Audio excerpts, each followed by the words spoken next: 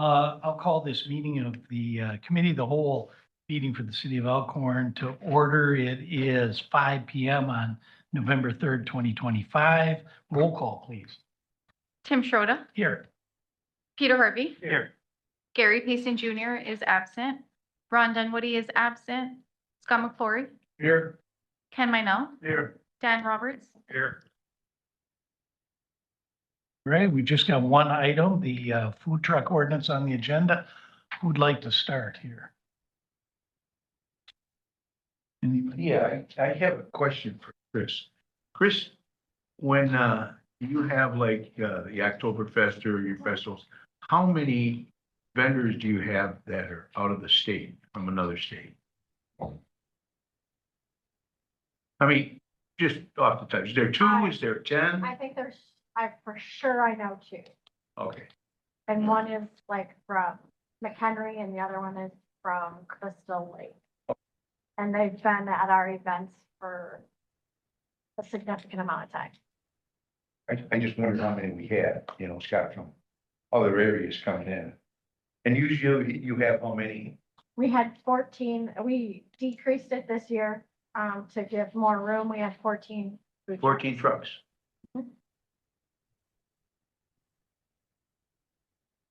I've been doing a lot of thinking about this. And I may be in the minority, and that's fine. I've done that a million times. I wonder if we need this ordinance. I really do, because for the 1 or 2 trucks that come in that are not part of something city sanctioned, not part of something Chamber of Commerce sanctioned, this is only going to apply to them. So do we water this down and just simply say, if you're not here for a city event and you're not here for a chamber sponsored event, this is the ordinance, and leave all the exemptions and all of the, I don't know. I mean, or maybe even water it down more and just say, you can't park on a, I don't know what you'd call it, like a city space, or, I don't know. We've done so much, we spent so much time and so much work on this, including like all of the back stuff that people have to do, from Joel to the fire chief, to Rebecca, to Chris, whatever. I don't know. I totally agree with Scott on this, and you know, when you and I sat in your meeting, when you were talking about that, and then you were saying, well, we're worried about who's coming into our city. Well, those background checks only do the owner, they don't do any of the employees at all, so it sort of seemed like a little bit overkill to me also. Chris, what do you do for background checks? Uh, On your bartenders or whatever you? All our bartenders go through the police department, and our volunteers that are not a licensed operator are all CCAP. And that's as far as we take it. Well, wouldn't CCAP be an easy one? Well, I guess anyone can do it. It's public, Right, but it's only good for Wisconsin, like we talked about the last time. right. You know, a guy from Crystal Lake who shows up, no offense to the guy from Crystal Lake, he could be a child molester, an axe murderer, out on parole. We wouldn't know any of that stuff.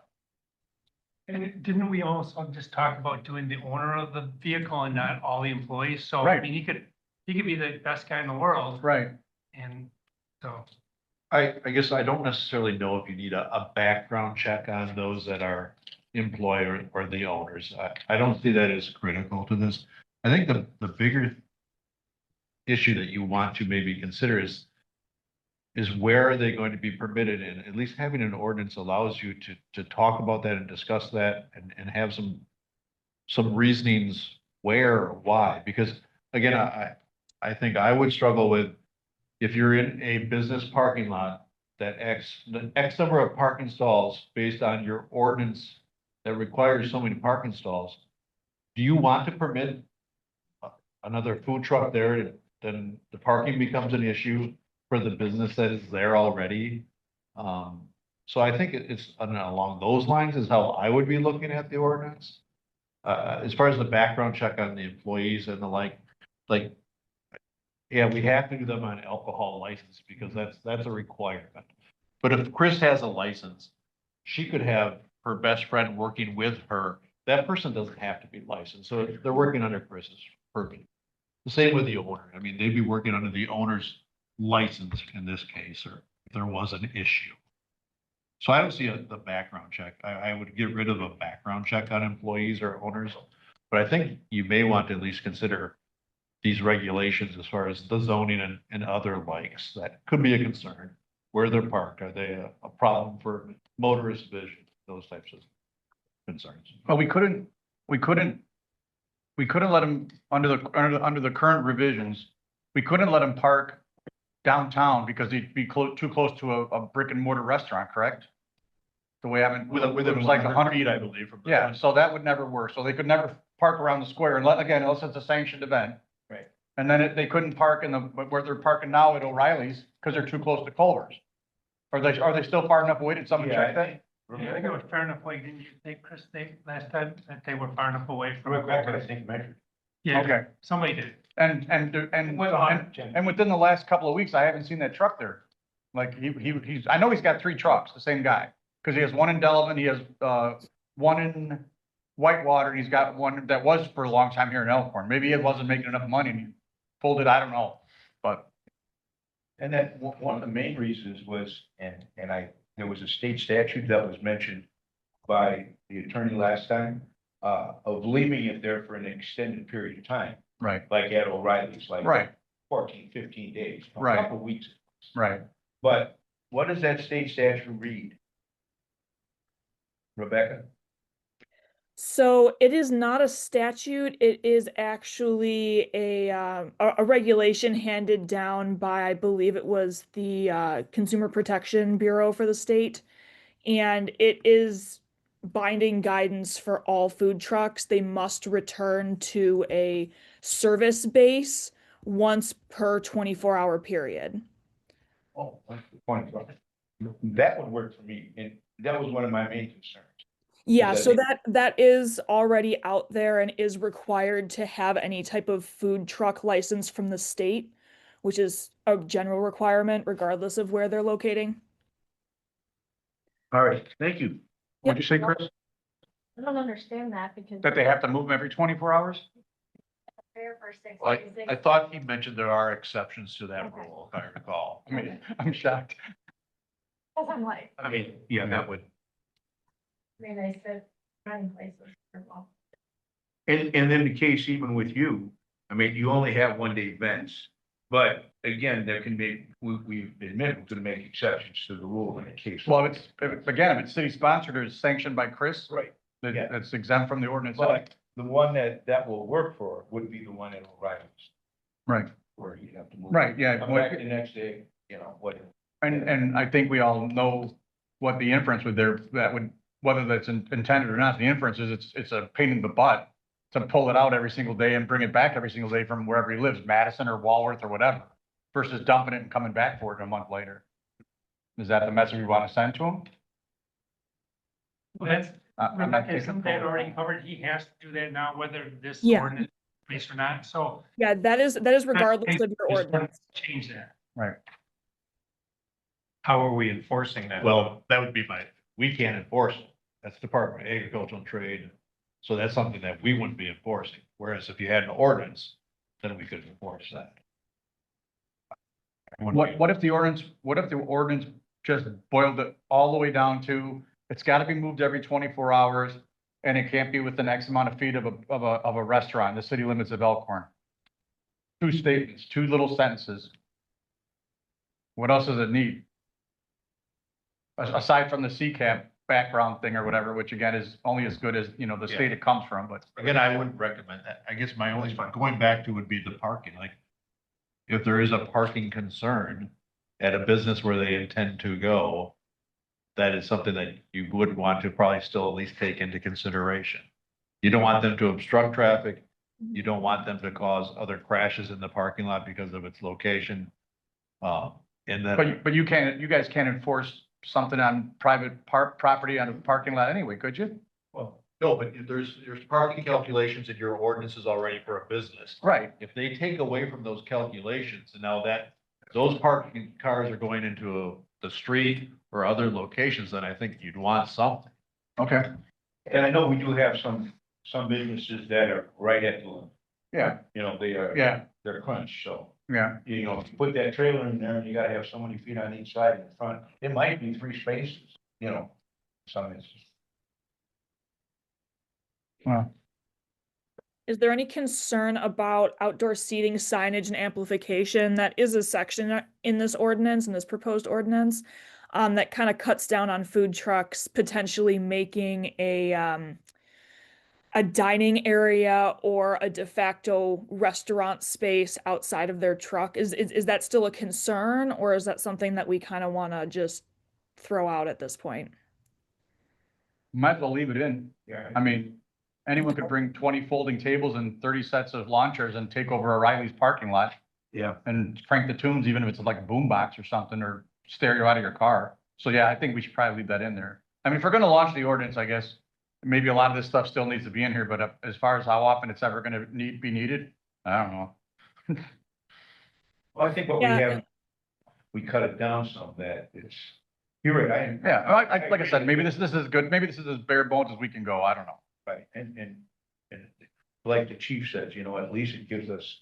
Yeah. Gives him a point that we can do something about it, otherwise, we're just. I don't know. Go ahead. So.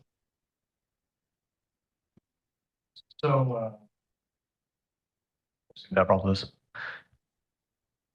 So should we also then include an exception? Right now, there's not an exception for the fairground. So is that something we'd want to write in then under the, looks like, the two A? Might as well. I mean, I we're, think it that's our current interpretation of what we're doing now. Yeah. So, might as well put it right. When a vendor comes in, they have to have proof of insurance. They do a background check on the owner and the employee. Now, I don't know how in depth that is, but, they have to give us a list, give a list of their employees. So that's what they do right now. That's fair on us. Don't say no. Well, again, I don't know how in depth, that goes just to security, so I'm not seeing the Right. list at all. Should we use your department instead of security from another city's jurisdiction to do the background? Again, we're not backgrounding, I don't know how well anyone is necessarily backgrounding any employee, Right. because it's would be nearly impossible. Yeah. Is the policy on the fairground sign, Kenny, in writing? Like every blah, blah, blah will do this. They will submit the names to so-and-so who will give them the chief. But I don't think it's a complete background check. Yeah, I guess that's not our issue. That's a fairground issue. I guess that's their policy. But because of the children on the grounds. Yeah. They do check for sex offenders or whatever that. Yeah, but it's only as good as the list you gave me. Right. I mean, I hand you a list of 7 names and forget Steve. Oh, gosh. I mean, you can only background who they give you. Yeah, well. So when it comes to municipalities using background checks for licenses, it's a little bit more restricted than what the fairgrounds might be doing. You're restricted by statute to only rationally related offenses to the license activity. So in this instance, if there was any kind of ordinance violation in another Wisconsin municipality that could possibly show up for food safety, a permit violation, those are really the only 2 things that I could think that might possibly show up on a background check for a food truck that we'd be able to use to potentially deny someone a license. So I'm not sure how useful the background checking would actually be in this instance. Well, I know they're inspected too by the state, you know. At the fairgrounds. Yes, every wagon before the fair, before they give them their permit, to operate. So they got some pretty, I would say, standard, rules. And under our ordinance, they'd still have to be inspected by the fire department. So the fire department's still doing inspection. So the question is then, so do you want to strike the background check requirement as part of this process under 3A? I think that's a good idea. I don't think we should have any background checks. In fact, this year at the fair, the fire department shut one of the food vendors down because of fire safety, and they had to they were off the ground within 24 hours. Yeah, so they do a thorough check, the fire department does. And I agree with Adam. We should definitely include, the fairgrounds as being exempt from the ordinance. The Perfect. fairgrounds. I agree. Carts, food vendors, whatever they're called. And just one other question, as far as the insurance requirement, requiring the certificate of insurance, that's one thing, but should we perhaps strike the actual specific coverage requirements from the ordinance, just because it seems rather quite detailed to include in your ordinance as opposed to, because right now you say they have to provide a certificate of insurance in a form satisfactory to the city attorney, so I would think the city attorney could just say that these are the requirements that are satisfactory rather than listing them all out in the code. Because if you ever want to change those, now you got to change your code. Well, do we expose ourselves to possible litigation if we don't require proof of insurance certificate and something is to happen? Well, I'm not saying you don't, I'm saying you keep the part saying you have to provide a certificate of insurance. Okay. And it says right now, it says you have to provide a certificate of insurance in a form satisfactory to the city attorney. You leave that language in the city code. I'm saying take out the specific limits in the code because of the fact that if you ever want to change that, now you have to. Just leave I and I3, just leave that out? Yeah, Yeah, that's fine. Because like you said, if it even changes $100,000, you got to rewrite the code. correct. Yeah, that's fine. But obviously people are going to ask, what do I got to do? And Rebecca will say, here's the slip with what you got to do. Yeah, that's It would fine. be- it'd We're be doing with the doing the same thing. Yeah, it'd be with the application. Yeah, that's fine. Good with that. So if you do ever get an application for a food truck license, just be sure that there are internal checks. So those would get sent to our office for our review to make sure that that's all kosher.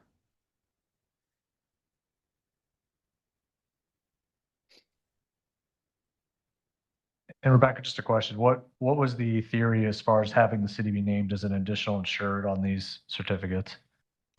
Kind of just a catch-all. Because the city is licensing this activity, there could be potential liability. So putting the city on the additional insured is kind of just think of it kind of like an umbrella policy there. Or if it's if there's insurance required for like a city sanctioned event too, that's the same thing that they would be required to do anyway. I was only asking just because, for like a city event, there's a closer nexus between the city and the activity where we might get sued as opposed to us, issuing a permit for somebody who's just parking in a parking lot. So that's why I just didn't know how critical that was and if we should keep it so, but.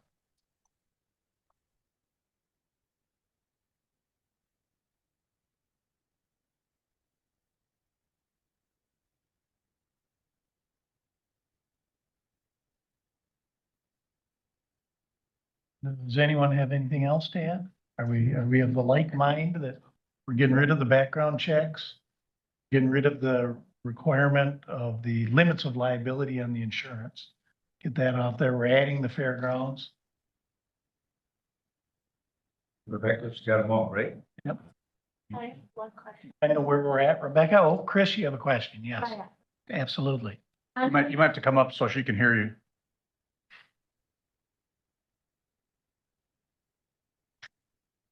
It's actually in regards to page 3, letter G, operation on private property. Where then it talks and says, with written permission from the property owner and approval by common council. So we have many people there was a food truck at a business today because they had that was their lunch. They had it for all 3 shifts. So does that business then have to get the food truck to come get a 1-day license to sit in their parking lot? Because it happens at the schools, it happens at businesses it happens maybe even at a sheriff's department frequently and the hospital. I'm just asking because people are asking me. So I'm trying to understand so I can give the best information I can. Yeah, well, I know that some of our local banks sometimes do the food truck thing. Like the one across from, Ricky's. A couple times a year, there'll be like 8 food trucks in that parking lot and it's not free, you have to pay, but it's like an event the bank sponsors. They would probably have to fall under this too, I would assume. I don't know how they would be exempt. They would bank be is not a required city- to get a 1-day license under this Yep. ordinance, Yeah. or if they're going more than a couple days, it might might be worth it to get the annual license at that point. But yeah, But I guess how does a business know to comply? Are we letting businesses know? Are we gonna post this somewhere? Because if it happens all the time, I mean, yeah, so as part of the ordinance procedure, the city is required to publish and post the ordinance as required by law, and that includes publication of, I believe you guys do summaries, right, Rebecca? yes. You Okay, gotta so there will be an ordinance summary that is published in a paper of regular circulation within the city. And this is presented at a public meeting as well. So that's enough in the state's eyes to put the public on notice. And I can't imagine in real time, somebody, you know, like you said, sponsors lunch and reaches out to Rafael Hernandez for 2 hours and they pull up and all of a sudden, you know, here come the police and the city. And, you know, I think it would just be like hey, just so you know, we have this ordinance next time, Yeah. you know, here's your warning kind of thing. I don't think it'll take that long for everyone to figure it out. No, I was just, Yeah, but you bring up a good point. You know, if they don't know, how are you supposed to ask for permission? You didn't know any better. So. Yeah, as part of the summary for this ordinance, we can make sure to call out the specifics of the licenses, just so anybody who sees the ordinance in the newspaper also understands when things are required. And do these permits, are they gonna be approved by the common council or are these administratively issued by the city clerk? I don't know if the council's specified that or not. I think it would make sense more for the city clerk to do that in case somebody wanted to have a food truck on Friday and we don't have a meeting for 2 weeks. Yeah. Yeah, that's Nope, provided in it the says ordinance right now. 15 days, right? Yes. Yeah, they're gonna need 15 days. That's under D or F, I'm sorry. I think we had changed that initially, right? Didn't we say closer to 30 days, Rebecca? I think that had a lot to do with the background check. Okay, that makes sense. So So- it's 15 days feasible? Well, now that there's no background check, that's fine. Okay, I would get between 10 to 15 days. The more time, the better. so we'll keep that then. I think I would like the clerk just to have control of it. I don't think we need Yeah, to it doesn't- bring these. All we're gonna do is vote yes when she tells us she blessed them. Why are we gonna meet? That's dumb. Right. If there's an appeal, then we're Yeah. backing her up, Yeah, but. So Yeah. as, with the interaction between that decision you guys just made and under sub G, operation on private property, do you want to still require approval by the common council for operation on private property, or should it be approval by the clerk? I would say approval by the city. Just leave it at that. Just leave it generic. She's the city. Well, we should have an officer that is charged with this. We just don't want to leave it up to anybody. Okay, well, I guess go with clerk. I wouldn't go with common council. Okay, perfect.